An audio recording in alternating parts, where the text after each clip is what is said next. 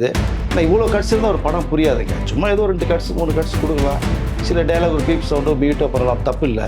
27 cuts அப்படிங்கிறதெல்லாம் வந்து ஏற்றுக்கொள்ளவே. ஸோ இப்போ இவ்வளோ ப்ராப்ளங்கள் மத்தியில் இருந்து ரிலீஸ் ஆன பராசக்தி படம் வந்து இதையும் மீறி சில வசூல் சாதனை பண்ணிட்டு இருக்கு அப்படிங்கிறத நம்ம பார்க்க முடியுது. சிவகார்த்தியனுடைய அந்த கேரியரில் ஃபர்ஸ்ட் டே கலெக்ஷன், அமரனுடைய வெற்றி தான் அவருடைய பெஞ்ச் மார்க்காக இருக்குது இது வரைக்குமே. பட் அந்த படத்துடைய வசூல் சாதனை தாண்டுமா அப்படிங்கிறது எஸ்கேக்கும் இந்த ஸ்ரீலாவுக்கு உள்ள அந்த லவ் ப்ரைஸில் சீன்ஸ்லாம் கொஞ்சம், ஏன்னா கதைக்கு தேவையில்லாத மாதிரி ஒரு ஃபீல் நமக்கு தோணுது. நமக்கு கதை அந்த சீனை மட்டும் கொஞ்சம் கட் பண்ணி ஒரு 20-25 நிமிடங்கள் ஃபர்ஸ்ட் ஹாஃபில் கொஞ்சம் ட்ரிம் பண்ணி தூக்கிட்டாங்கனால் படம் ஓப்பனிங்லேருந்து ஷார்ப்பாக போங்க. பாடல் நல்லா இருக்குது, அது வேறு விஷயம். ஜிவி பிரகாஷ் அருமையாக மெலோடியை போட்டிருக்காரு, 100வது படம். ஆனால் இந்த கதைக்கு அந்த பாடல்கள் வந்து அந்த காட்சி அமைப்பு செட் ஆகலை. அது சிவகார்த்தி ஒரு பக்கம் மிரட்டி இருக்காரு, அதர்வா ஒரு பக்கம்னா கூட இந்த பக்கம் வில்லன் கேரக்டரில் வந்து ரவிமோகன் வந்து தூள் பண்ணியிருக்காருங்க. அவர் வர்ற சீன்லாம் பயமாக இருக்குங்க. மனுஷன் என்ன போட்டு எழுதி போட்டு போயிட்டே இருக்காருங்க படத்தில். மூத்த பத்திரிகையாளர் வெங்கடேஸ்வர் நம்மளோட இணைஞ்சிருக்காரு. பராசக்தி திரைப்படத்தில் வந்து வரக்கூடிய பல முக்கியமான காட்சிகள், நிறைய வசனங்கள் எல்லாத்தையும் வந்து பார்த்தீங்கன்னா டெலீட் பண்ணிட்டாங்க. இப்போ அந்த வசனங்கள் அந்த காட்சிகள்லாம் நம்ம சோஷியல் மீடியாவில் பார்க்கும்போது இவ்வளோ பவர்ஃபுல்லான காட்சியெல்லாம் டெலீட் பண்ணிட்டாங்களே, இது தியேட்டரில் பார்த்துருந்தா இன்னும் நல்லா கூஸ் பம்ப்ஸாக இருக்குமென்னு சொல்கிறாங்க. இந்த திரைப்படத்துடைய மொத்த வசூல் நிலவரம் எவ்வளோ சார்? ஃபஸ்ட்டு வந்து இந்த சென்சார் வந்து ஒரு மிகப்பெரிய ஒரு ப்ராப்ளமாக இப்போது தமிழ் திரையுலகத்தில் வந்திருக்குன்னு நினைக்கிறேன். ஏன்னா இந்த மாதிரிலாம் நீங்கள் அப்பப்போ நினச்சி சில விஷயங்கள் வந்து கொடுத்தா தமிழ் துறையில் மட்டும் இல்லை இந்திய திரையுலகத்துக்கே மிகப்பெரிய ஒரு ஆபத்துன்னு சொல்லி இப்போ அம்மா கிறிஸ்டி சிவா கூட பேசியிருக்காரு இன்றைக்கி. இதில் பராசக்தி படம் மட்டுமே சென்சார் கட்டு இல்லாமல் இந்த டைலாக் மீட் பண்ணாமல் வந்திருந்தால், ஏன்னா ஒரு நிஜ சம்பவத்தை தான் எடுத்திருக்காங்க. அதில் ஒரு நம்ம சினிமாக்கோ ஸ்க்ரீன் ப்ளே பண்ணி எடுத்துருக்கப்பட்ட ஒரு விஷயம். அப்படிங்கிற 27 கட்ஸு இந்த பண்ணப்பட்ட ஒரு விஷயம் இருக்குது. நிறைய டைலாக் வந்து மியூட் செய்யப்பட்டுள்ளது. அதனால என்னென்னா காட்சிகள் மாற மாற சிதம்பரத்தில் நடக்கிற மாதிரி ஒரு சீன் வரும், இம்மிடியட்டாக பார்த்தா மதுரையில் நடக்கிற மாதிரி ஒரு சீன் வந்துருச்சு.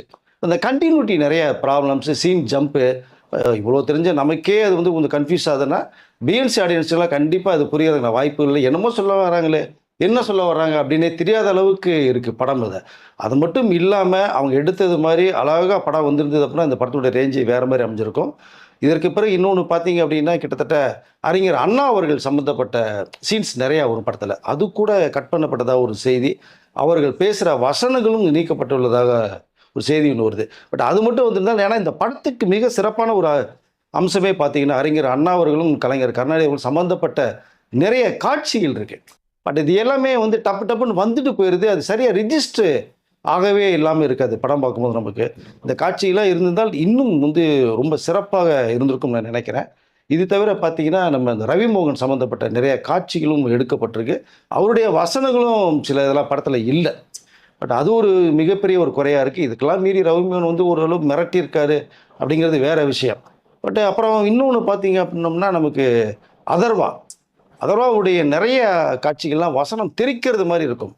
அவர் பேசுகிற அந்த சில தீ பரவட்டுங்கிற சில டைலாக்லாம் மியூட் செய்யப்பட்டு அது காட்சிகளாக வரும்போது அது சிஜி ஒர்க்கில் பார்த்தீங்கன்னா நீதி பரவட்டும் அப்படிங்கிற மாதிரியான ஒர்க்கு செய்யப்பட்டு இப்போல்லாம் வரும்போது சம்மந்தம் இல்லாமல் இந்த வேர்ட்ஸ் உள்ள வரும்போது படத்தினுடைய சில காட்சிகள் புரியவே இல்லை. என்ன சொல்ல வர்றன்றத ட்ராக் மாறி போனது மாதிரி நமக்கு தெரியுது. ஆனால் இவ்வளோ கட்ஸ் இருந்தால் ஒரு படம் புரியாதுங்க. சும்மா ஏதோ 2 கட்ஸ் 3 கட்ஸ் கொடுக்கலாம், சில டைலாக் ஒரு பீப் சவுண்டோ மியூட்டோ பண்ணலாம், தப்பு இல்லை. 27 கட்ஸ் அப்படிங்கிறதெல்லாம் வந்து ஏற்றுக்கொள்ளவே முடியாது. அதனால் படம் புரியறதுக்கான வாய்ப்புகள் நிறைய கம்மியாக இருக்குது. அதர்வாசின் கூட நிறைய கட் பண்ணியிருக்கிறதா ஒரு தகவல் வருது. அதை சிவகார்த்தியன் பேசுகிறது, அவரோடைய சீன் கூட சில காட்சிகள் எடுக்கப்பட்டிருக்கு. பட் இப்போ பார்த்தீங்க அப்படின்னா எது எடுக்கப்பட்டதோ அந்த டெலிட் செய்யப்பட்ட காட்சிகள் என்னவோ அது எல்லாமே சோஷியல் மீடியாவில் இப்போ போட்டுட்ருக்கேன். அதை பார்த்த பிறகு எல்லா பேருமே இவ்வளோ பிரமாதமான சில காட்சிகள்லாம் படத்தில் இல்லையா, இது இருந்திருந்தால் படத்தினுடைய ரேஞ்சே வேறமையாக இருக்குமே அப்படிங்கிற மாதிரியான ஒரு பேச்சுக்கெல்லாம் இப்போ போய்கிட்டு இருக்கு. ஸோ ஒட்டுமொத்தத்தில் ஒரு படத்தினுடைய கொலாப்ஸு காரணம் வந்து சில புரியாமல் போகுது அப்படின்னா சில ஏகப்பட்ட கட்ஸு டைலாக் சொல்லும் போது உங்களுக்கு நிறையா அதாவது சேஞ்சஸ் வந்துடும், உங்களுக்கு படமே புரியாது. அப்படி தான் இந்த படம் பராசக்தி வந்து ஏதோ முட்டி மோதி சரி வந்தால் பரவாயில்லன்னு சொல்லி அவங்க யூஎஸ் சர்டிஃபிகேட் கொடுக்கப்பட்டு கூட வெள்ளிக்கிழமை, அதாவது 9ஆம் தேதி வரைக்கும் கூட சர்டிஃபிகேட் ப்ரொடக்ஷன் டைரக்டர் வாங்கலை. மேக்ஸிமம் ட்ரை பண்ணாங்க கட்ஸ் இல்லாமல் கொடுக்கலாம், வரும்னு சொல்லி பார்த்தாங்க, முடியல. 10ஆம் தேதி ரிலீஸ், வேறு வழியே இல்லாமல் வாங்கி நம்ம படத்தை நேற்று பார்க்க வேண்டிய சூழ்நிலை மாறிச்சு.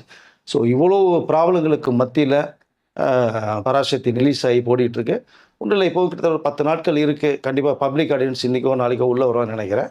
ஸோ இப்போ இவ்வளோ ப்ராப்ளங்கள் மத்தியில் ரிலீஸ் ஆன பராசக்தி படம் வந்து இதையும் மீறி சில வசூல் சாதனை பண்ணிகிட்ருக்கு அப்படிங்கிறத நம்ம பார்க்க முடியுது. சிவகார்த்தியினுடைய அந்த கேரியரில் ஃபர்ஸ்ட் டே கலெக்ஷன் கிட்டத்தட்ட அமரனை கிராஸ் பண்ணதாக ஒரு தகவல் வருது. தமிழ்நாடு மட்டுமே கிட்டத்தட்ட 15 கோடி ரூபாய்க்கு வந்து கலெக்ஷன் ஆகிருக்கு.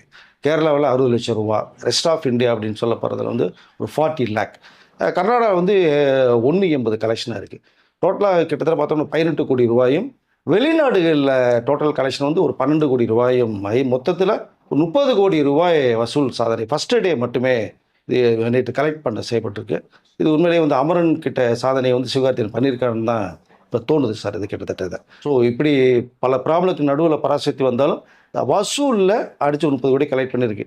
இந்த கட்ஸ் எல்லாம் இல்லாமல் மட்டும் வந்திருந்தால் கிட்டத்தட்ட இது வந்து ஒரு ஒரு 40 கோடி தாண்டி இருந்தால் நான் நினைக்கிறேன் நான் இது.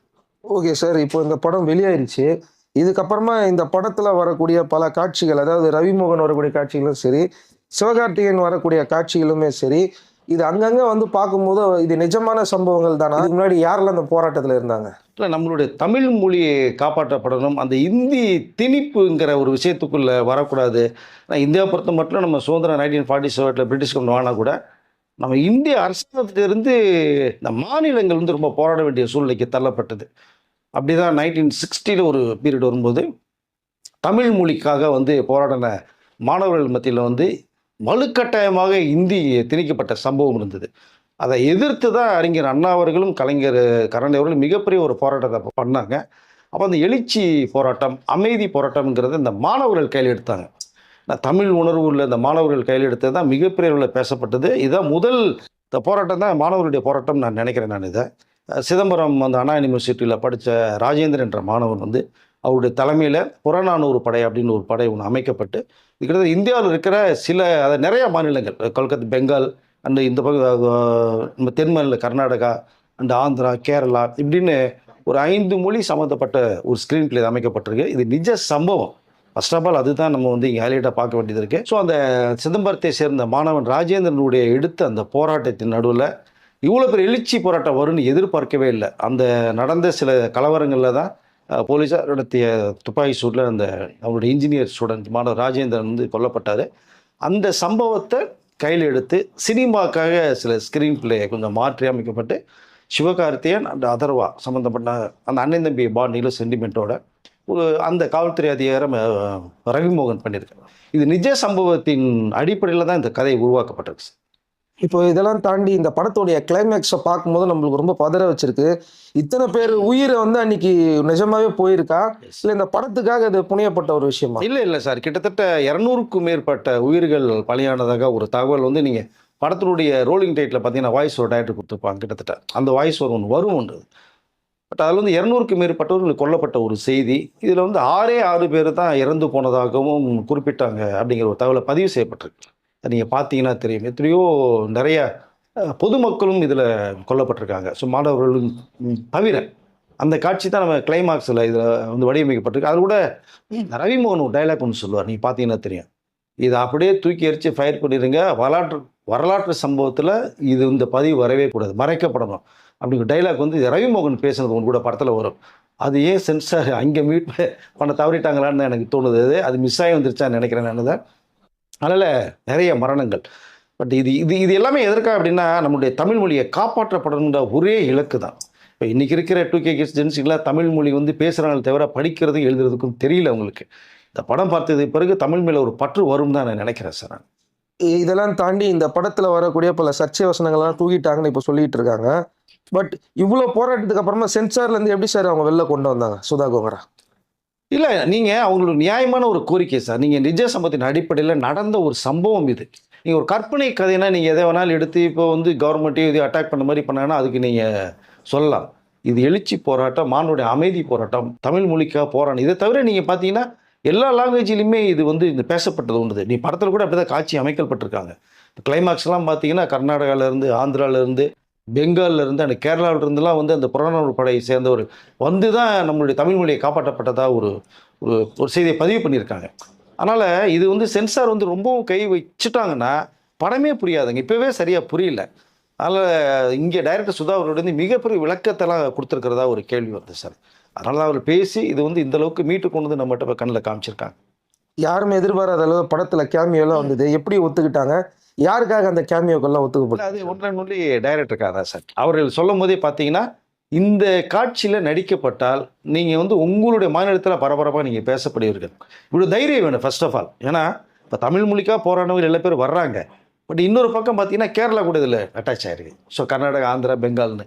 இப்ப அதில பண்ணும்போது பார்த்தீங்கன்னா, ஆந்திராவுல வந்து நம்ம ராணா டகுபதி பண்ணியிருக்காரு.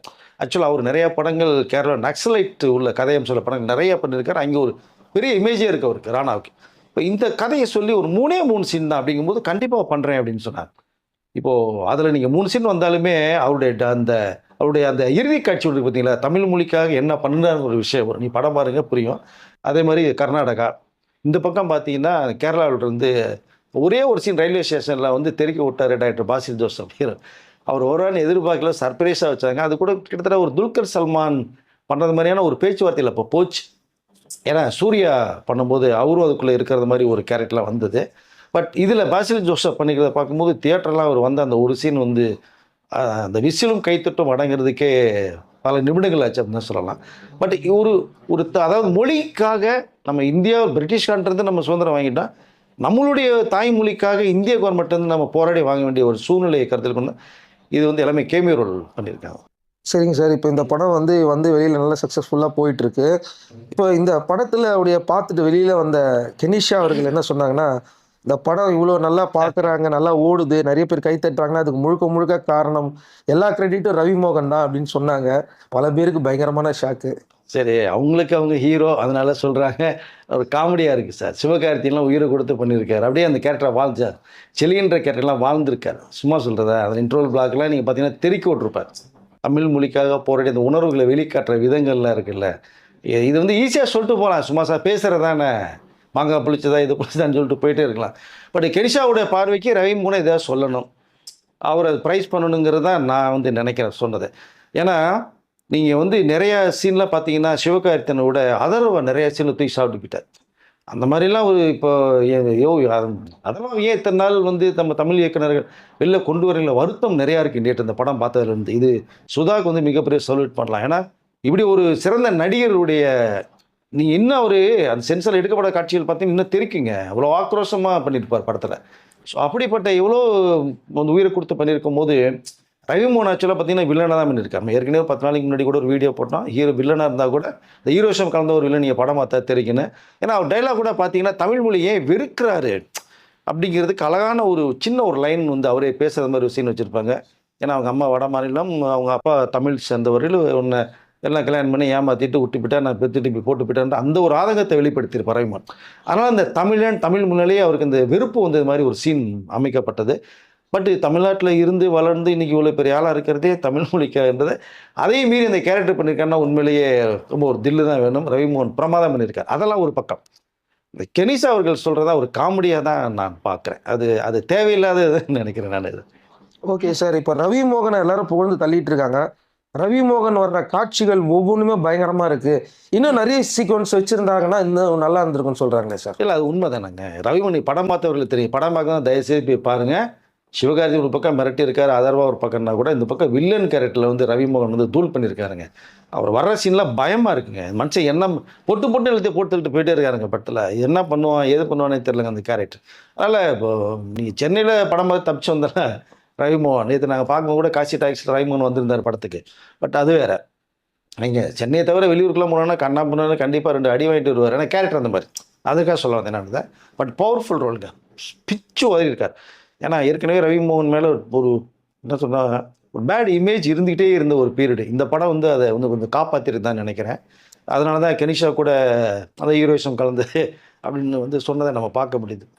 உண்மையிலேயே ரவிமோகன் வந்து பிச்சு மேய்ஞ்சிருக்காருங்க. இப்போ இதுக்குள்ள சிவகார்த்திகேயன் வந்து பண்ணியிருக்கிறாரு. ஆக்சுவலா இது அமரனுக்கு அப்புறமா இது ஒரு பெஸ்ட்டான ஒரு படமா இருக்குது நெறைய பேர் சொல்லிட்டு இருக்காங்க. அவரும் நேத்து ரொம்ப ஹாப்பியா இருந்தார்ல சார். எஸ் உண்மை சார். ஏன்னா அமரனுடைய வெற்றி தான் அவருடைய பெஞ்ச் மார்க்காக இருக்குது இது வரைக்குமே. பட் அந்த படத்துடைய வசூல் சாதனை தாண்டுமா அப்படிங்கிறது கண்டிப்பாக அந்த 10 நாள் இருக்கனால தாண்டறதுக்கு வாய்ப்புகள் வந்தாலும் வரலாம் சொல்ல முடியாது நம்ம. ஏன்னா ஒரு பெஸ்ட் பிக்சர் ஃபேமிலி ஆடியன்ஸோட எல்லா பேரும் அவங்கள பசங்களை கூட்டு போய் பார்க்கறதுக்கான ஒரு அருமையான படம். கிளாசிக்கல் படம் பிரமாதமாக இருக்குது. சிவகார்த்திகேயனுக்கு கிடைச்ச ஒரு பெரிய மைல்ஸ்டோன் தான் நான் வந்து சொல்ல முடியும். ஏன்னா இது சூர்யா பண்ணி கிட்டத்தட்ட நெருங்கி அந்த விளம்பரம்லாம் கொடுத்து திடீர்னு விலகி போனதான் அவருக்கு ஒரு மிகப்பெரிய ஒரு என்ன சொல்கிறதுன்னா அவருடைய தோல்வி படங்கள் நிறையா கொடுத்து வெற்றி படத்தை கொடுக்க தவறிட்டார் தான் நினைக்குது. பட் அந்த இடம் சூர்யா போனதுனால அந்த ஸ்பேஸ் எஸ்கே கிடச்சிது. பட் எஸ்கே டோட்டலாக வந்து சுதா கிடைக்கும் போது கதையே கேட்கல. புறநானூறு டைட்டிலே எனக்கு ரொம்ப ஆர்ட்டாக இருக்குது. இப்படிதான் கதை வந்து ஷூட்டிங் போனதுக்கப்புறம் தான் சீன் பை சீன் கேட்டதாக ஒரு தகவல். ஏன்னா அந்தளவு ஒரு நம்பிக்கை இருந்தது அது சைக்கினர் மேலே. பட் சும்மா சொல்ல கிடையாதுங்க, மனுஷன் மிரட்டியிருக்காரு பிரமாதம். எஸ்கே உடைய நான் சொன்னது அமரனை விட இது வந்து இன்னொரு ஒரு மைல் ஸ்டோனாக அமையும் தான் நான் நினைக்கிறேன். என்ன ஒன்று ஒரே ஒரு விஷயம் என்னென்னா படத்தில் வந்து 2 hours 45 minutes டியூரேஷனில் போகுது. அந்த லவ் சீன்ஸு அந்த ஏன்னா ஸ்ரீலாவும் நல்ல ஒரு வரவு. அவங்க தெலுங்கு இருந்தால் கூட இதற்கு வந்து தமிழ் மொழிக்காக அவங்க அப்பா ஒரு இந்தி ஆட்சி மொழியில் இருக்கும்போது எம்பியாக இருக்கும்போது தமிழ் மொழிக்காக போகிற ஒரு கேரக்டரை சொல்ல வந்திருக்காங்க. பட் இந்த எஸ்கேக்கும் இந்த ஸ்ரீலாவுக்கு உள்ள அந்த லவ் ட்ரை சில சீன்ஸ்லாம் கொஞ்சம் ஏன்னா கதைக்கு தேவையில்லாத மாதிரி ஒரு ஃபீல் நமக்கு தோணுது. நமக்கு கதை அந்த சீனை மட்டும் கொஞ்சம் கட் பண்ணிட்டாங்கன்னா ஸ்ரீலா கேரக்டர் அருமையான ஒரு கேரக்டர். படத்தில் கிளைமாக்ஸில் மிகப்பெரிய ஒரு டைனிங்காக வரும். நல்லா சுருக்கமாக சொன்னால் அந்த காதல் காட்சிகள் கொஞ்சம் இந்த காமெடிங்கிற பேரில் கொஞ்சம் லைட்டாக அப்படி கொண்டு போகிறதெல்லாம் பார்த்தீங்கன்னா எஸ்கேவுடைய கேரக்டருக்கு கொஞ்சம் சர்க்கிளாக தோணுது எனக்கு. பட் கதைக்கே வந்து ரொம்ப டிஸ்டர்பன்ஸ் அந்த காட்சிகள். ஒரு 20-25 நிமிடங்கள் ஃபர்ஸ்ட் ஹாஃபில் கொஞ்சம் ட்ரிம் பண்ணி தூக்கிட்டாங்கனால் படம் ஓப்பனிங்லேருந்து ஷார்ப்பாக போங்க. படம் பாடல் காட்சிகளும் தான் நிறைய தடையாக இருக்கிறதா சொன்னாங்க. எஸ் கண்டிப்பாக உண்மை. பாடல் நல்லா இருக்குது, அது வேறு விஷயம். ஜிவி பிரகாஷ் அருமையாக மெலோடியை போட்டிருக்காரு, 100வது படம். ஆனால் இந்த கதைக்கு அந்த பாடல்கள் வந்து அந்த காட்சி அமைப்பு செட் ஆகலை. அது கொஞ்சம் லேகாக இருக்குது நமக்கு. அதுதான் கொஞ்சம் டிஸ்டர்பன்ஸாக இருக்கே தவிர பாடல் அருமையாக இருக்குது, பிக்சரிசிங் நல்லா இருக்குது, மூமெண்ட் நல்லா இருக்குது, எல்லாமே ஓகே. இந்த கதைக்கு இந்த காட்சி லவ் சீன்ஸும் இந்த பாடலும் தேவையா அப்படின்னா என்னை பொறுத்த மட்டும் தேவையில்லைங்கிறது தான் என்னுடைய கருத்துங்க. அது மட்டும் இல்லாமல் இருந்திருந்தால் படத்தினுடைய ஸ்பீடு அதிகமாக இருக்கும். அதாவது இன்னொரு 20 minutes ரெடியூஸ் பண்ணிட்டாங்கன்னா 2.5 மணி நேரம் படமாக கொண்டு போனீங்கன்னா அந்த படத்தில் அப்படியே உட்கார்ந்து வியந்து பார்க்குற அளவுக்கு இருக்கும். இப்போ ஃபர்ஸ்ட் ஹாஃபில் 20 minutes அப்படியே தொய்வு வருது. நம்ம இங்கிட்டு ரைட் லெஃப்ட்டில் திரும்ப வேண்டிய சூழ்நிலைக்கு ஆட்டோமேட்டிக்காக எல்லா ஆடியன்ஸுமே தள்ளப்படுறாங்க.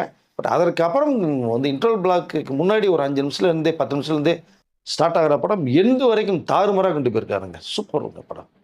ஓகே சார், எப்படியோ இந்த பராசக்தி திரைப்படம் ரொம்ப நாளுக்கு அப்புறமா ஒரு எதிர்பார்ப்பு இப்போ மக்கள் மத்தியில் ஒரு நல்ல பாசிட்டிவான ரிப்போர்ட்டும் கிடைச்சிருக்குது. கண்டிப்பா. இதன் மூலமா சிவகார்த்திகேயன் ஒரு புது கலர் கிடைச்சிருக்கு நான் சொல்லலாம். நிச்சயமா. ரவி மோகனுக்கு அதை விட மிகப்பெரிய ஒரு கலர் கிடைச்சிருக்குன்னு சொல்லலாம். ரவி மோகன் இதுக்கு அப்புறமா வில்லனா நடிப்பார் அப்படிங்கிற மாதிரி செய்திகள்லாம் போகுது. உண்மையா ஒரு 2-3 படம் கமிட்டாக இருக்குது சார். நீங்கள் வந்து என்ன கேரக்டர் தான். இப்போ நீங்கள் அர்ஜுன் எந்த அளவுக்கு மிகப்பெரிய ஒரு டாப் ஹீரோ வந்து வில்லன் பண்ணார் ஒரு நிறைய படங்கள். பட் கதைக்குள்ள ஹீரோயிசம் கலந்து ஒரு வில்லனாக வந்து அர்ஜுன் கமிட் பண்ணுறார். அது மாதிரி தான் ரவி மோகனுக்கு நிறைய ஆஃபர்ஸ் வந்துட்டு இருக்கிறதா ஒரு தகவல் வருது. கிட்டத்தட்ட அந்த ஹீரோயிசம் உள்ள ஒரு கேரக்டர் மாதிரி தான் ரவிமோகன் கண்டிப்பாக பண்ணுவார். ஏன்னா அவர் ப்ரூவ் பண்ணிட்டாருங்க. தனி ஊரில் எப்படி ஒரு அரவிந்த்சாமி ஒரு சாக்லேட் பாயாக இருந்து அந்த வில்லன் இமேஜ் எப்படி தள்ளிட்டு போனாரோ கிட்டத்தட்ட நீங்கள் ரவிமோகனும் அதே இமேஜ் உள்ளவர் தான். பிச் இமேஜ் இருக்கார் உண்மையில். ரவிமோகன் வந்து கிளாஸ். பராசக்தி பற்றி நிறைய தகவல்கள் சொன்னீங்க. இனி அடுத்து வரக்கூடிய இந்த படத்துடைய ஆல் ஓவர் எவ்வளோ வந்து இந்த படம் பிஸ்னஸ் பண்ணியிருக்கு அப்படிங்கிறத அடுத்த வீடியோவில் பார்க்கலாம். இன்னும் இதை பற்றி பல தகவல்கள் வந்ததுன்னா அடுத்த வீடியோவில் மீண்டும் பேசலாம். நன்றி சார். கண்டிப்பாக பேசலாம். நன்றி சார்.